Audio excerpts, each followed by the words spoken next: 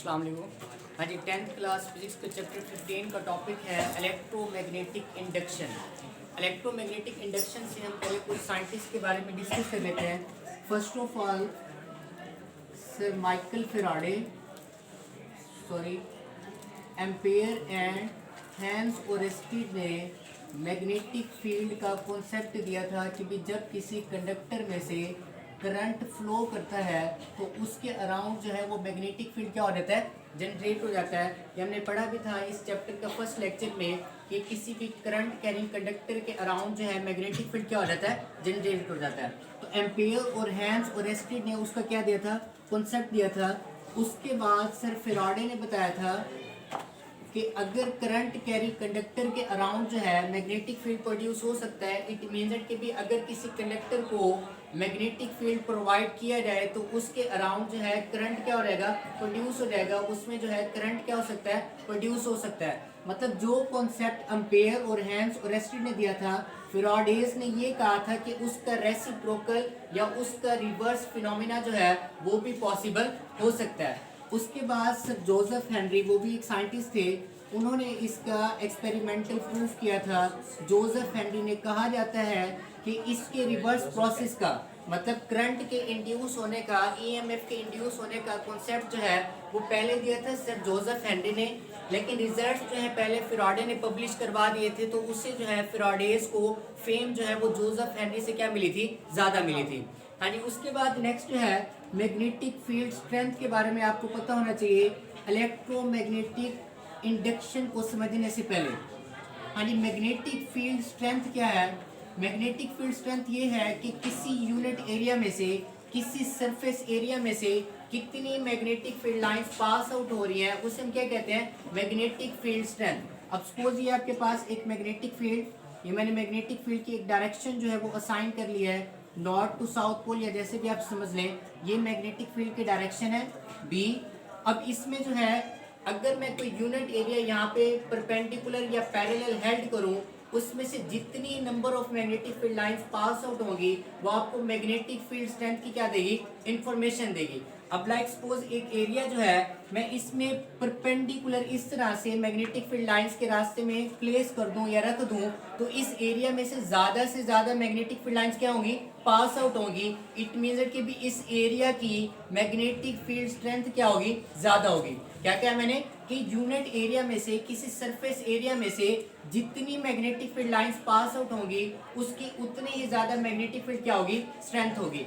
अब एरिया को जब मैं परपेंडिकुलर वे में हेल्ड करता हूं तो उसमें से ज्यादा मैग्नेटिक फील्ड लाइंस क्या होती हैं, पास आउट होती हैं। इट मींस दैट कि भी परपेंडिकुलर के केस में मैग्नेटिक फील्ड स्ट्रेंथ जो है वो क्या होगी, मैक्सिमम होगी, ज्यादा से ज्यादा होगी।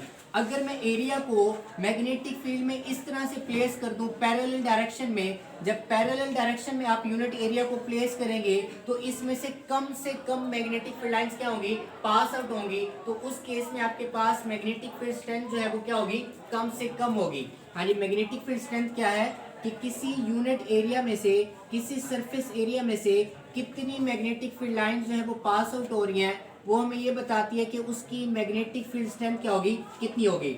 अब देखिए सपोज एक एरिया ए जो है मैंने परपेंडिकुलर कौन सी पोजीशन में हेल्ड किया है, परपेंडिकुलर पोजीशन में। जब परपेंडिकुलर पोजीशन में मैं उसे हेल्ड करता हूं तो उसमें से ज्यादा maximum number of magnetic field line जो है वो क्या होती हैं, पास आउट होती हैं। Maximum number of magnetic field lines, तो उसमें से ज्यादा magnetic field lines pass out होंगी। इट मींस दैट कि भी उसकी जो मैग्नेटिक फील्ड स्ट्रेंथ है, उसकी जो मैग्नेटिक फील्ड स्ट्रेंथ है वो क्या होगी, मैक्सिमम होगी। अब इसके ऑपोजिट में केस ले लूं कि अगर आप एरिया को उसके पैरेलल वे में हेल्ड करें मैग्नेटिक फील्ड के। अब ये मैग्नेटिक फील्ड लाइंस हैं,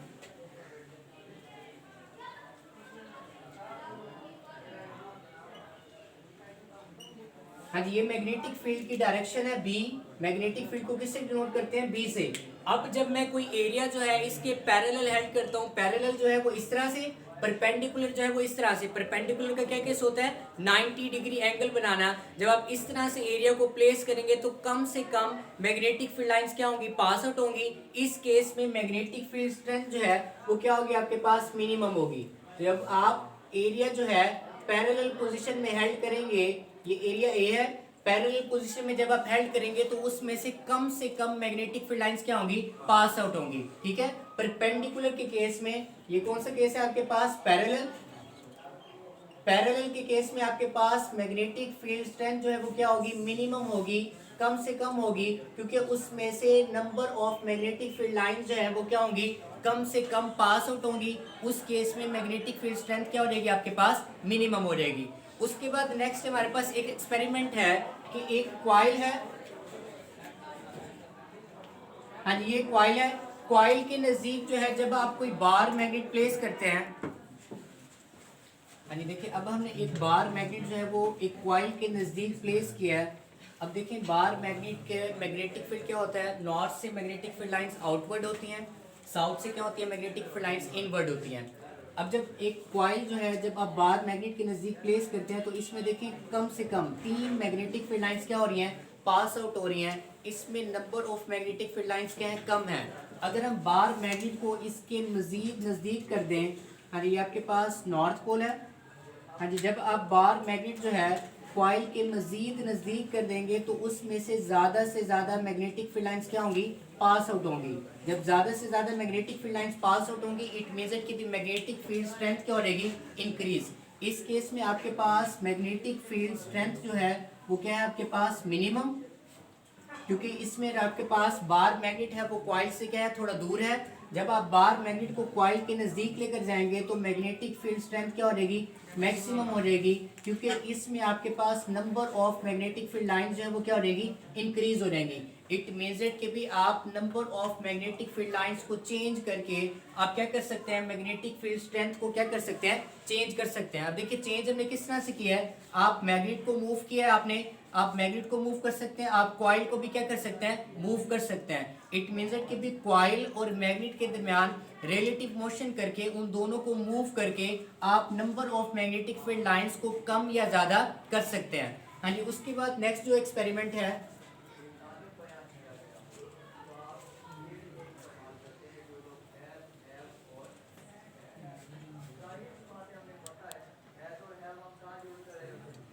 हाँ जी नेक्स्ट जो एक्सपेरिमेंट है एक यू शेप का मैग्नेटिक फील्ड है, एक मैग्नेट है यू शेप का, ये उसका नॉर्थ पोल है, ये क्या उसका साउथ पोल है।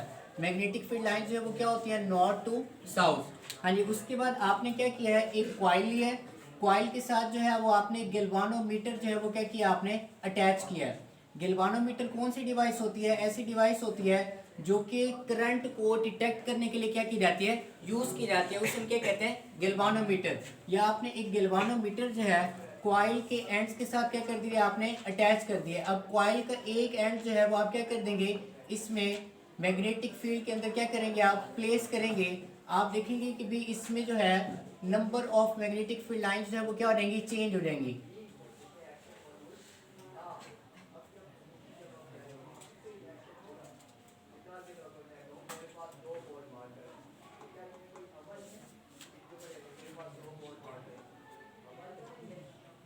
हाँ जी दो हम एक कॉइल लिया हमने, एक कॉइल के एंड्स को जो है हमने गैल्वानोमीटर के साथ क्या किया, अटैच किया है। गैल्वानोमीटर क्या है, एक ऐसी डिवाइस है जो कि करंट को डिटेक्ट करने के लिए क्या की जाती है, यूज की जाती है।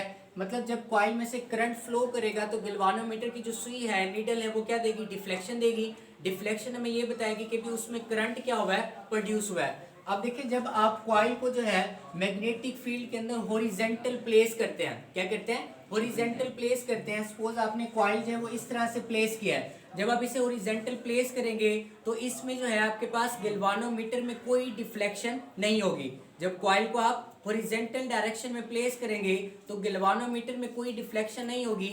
उसकी डिफ्लेक्शन ना होने का मतलब क्या है कि भी उसमें कोई करंट प्रोड्यूस नहीं हुआ। उसके बाद जब आप कॉइल को हॉरिजॉन्टल डायरेक्शन में इस तरह से मूव करवाते हैं फिर भी उसमें कोई डिफ्लेक्शन नहीं होती। लेकिन जब आप उसको वर्टिकली अपवर्ड या डाउनवर्ड मूव करवाएंगे तो उसमें number of magnetic field lines क्या होंगी, चेंज होगी।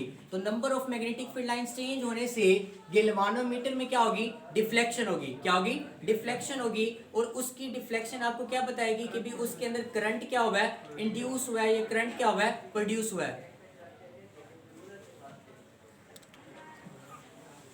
हाँ जी देखिए अब हमने एक्सपेरिमेंट का प्रैक्टिस कर लिया था। एक यू शेप का मैग्नेट है, उसका मैग्नेटिक फील्ड ये नॉर्थ हैंड है, उसका ये क्या साउथ हैंड है। मैग्नेटिक फील्ड लाइंस क्या होती हैं, नॉर्थ से बाहर निकलते हैं, साउथ में क्या होती हैं, एंटर होती हैं। उसके बाद हमने एक क्वाइल लिया है, क्वाइल को जो है वो आपने गैल्वानोमीटर के साथ अटैच किया है। गैल्वानोमीटर के साथ अटैच करने का क्या मकसद है कि भी अगर उसमें कोई डिफ्लेक्शन होगी तो वो हमें इंडिकेशन देगी कि क्वाइल के अंदर करंट क्या हुआ है, प्रोड्यूस हुआ है। जब देखिए गैल्वानोमीटर आपने क्वाइल के साथ अटैच करके जब क्वाइल को आप इसमें हॉरिजॉन्टल डायरेक्शन में इस तरह से क्या करते हैं, प्लेस करते हैं। जब क्वाइल में आप इसको हॉरिजॉन्टल देखिए बेसिकली जो है क्वाइल इस पोजीशन में है, इस पोजीशन में आप उसको ड्रा नहीं कर सकते, तो हमने उसको इस पोजीशन में क्या किया है, ड्रा किया है। अब देखिए क्वाइल जो है जब आप हॉरिजॉन्टल डायरेक्शन में प्लेस करते हैं तो इसमें देखिए मैग्नेटिक फील्ड लाइन जो है वो चेंज नहीं हो रही, मैग्नेटिक फील्ड लाइन जो है वो चेंज नहीं हो रही। अगर आप इसे हॉरिजॉन्टली मूव करते हैं तब भी इसमें मैग्नेटिक फील्ड लाइन चेंज नहीं होगी, लेकिन जब आप इसे अपवर्ड या डाउनवर्ड मूव करेंगे तो इसमें मैग्नेटिक फील्ड लाइंस क्या होंगी, चेंज होगी, क्योंकि मैग्नेटिक फील्ड आपके पास क्या है, north to south. Magnetic field lines आपके पास क्या है, इस तरह से है, ये आपके पास मैग्नेटिक फील्ड लाइंस है।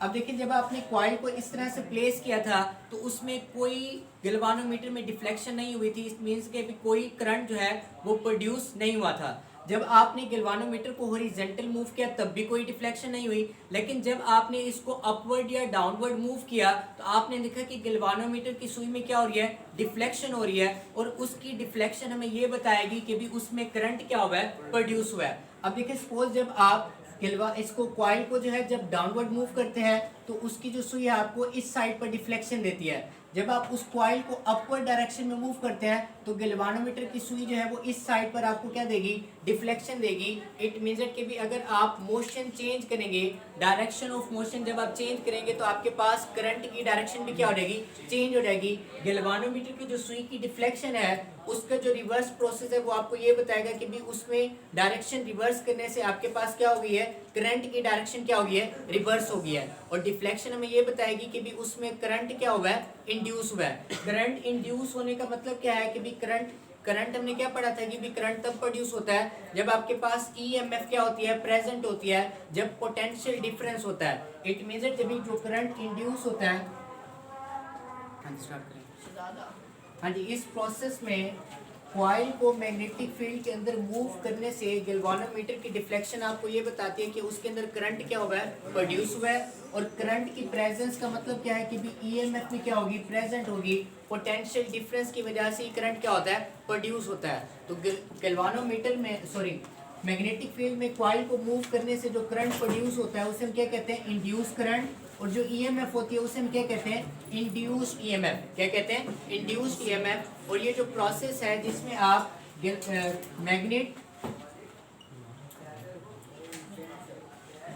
मैग्नेटिक फील्ड एंड कंडक्टर और मैग्नेटिक फील्ड की रिलेटिव मोशन से जो आप करंट और ईएमएफ इंड्यूस करते हैं, इस प्रोसेस को हम क्या कहते हैं, इलेक्ट्रोमैग्नेटिक इंडक्शन। क्या कहते हैं इसे, इलेक्ट्रोमैग्नेटिक इंडक्शन।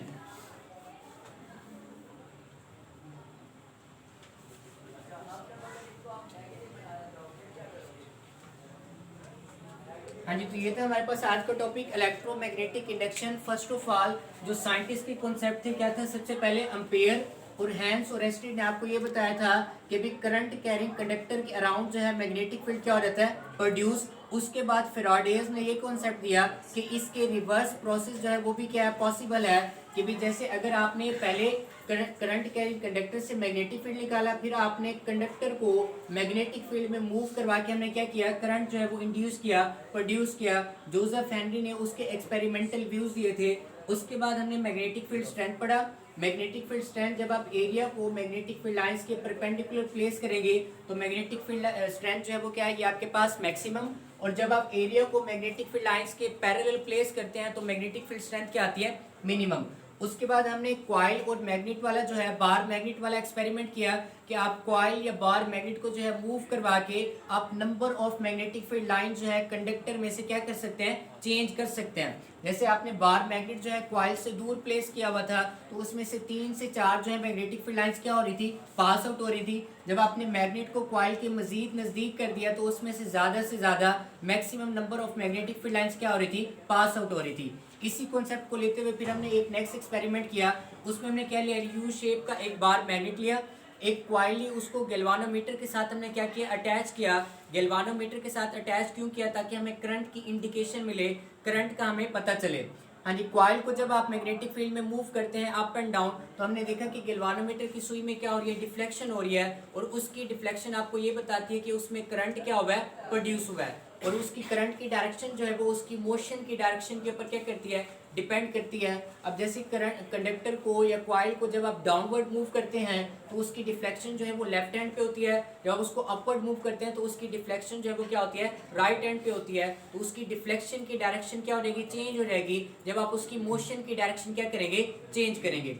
उसके बाद नेक्स्ट जो है हमारे पास जो करंट और ईएमएफ जो इंड्यूस होता है उसे हम क्या कहते हैं, induce current and induced EMF. और इस प्रोसेस में जिसमें आप करंट और ईएमएफ को इंड्यूस करते हैं, प्रोड्यूस करते हैं कंडक्टर और मैग्नेटिक फील्ड से, उसे हम क्या कहते हैं, इलेक्ट्रोमैग्नेटिक इंडक्शन। हाँ जी, इस टॉपिक के हवाले से कोई क्वेश्चन हो तो आप कमेंट सेक्शन में पूछ सकते हैं।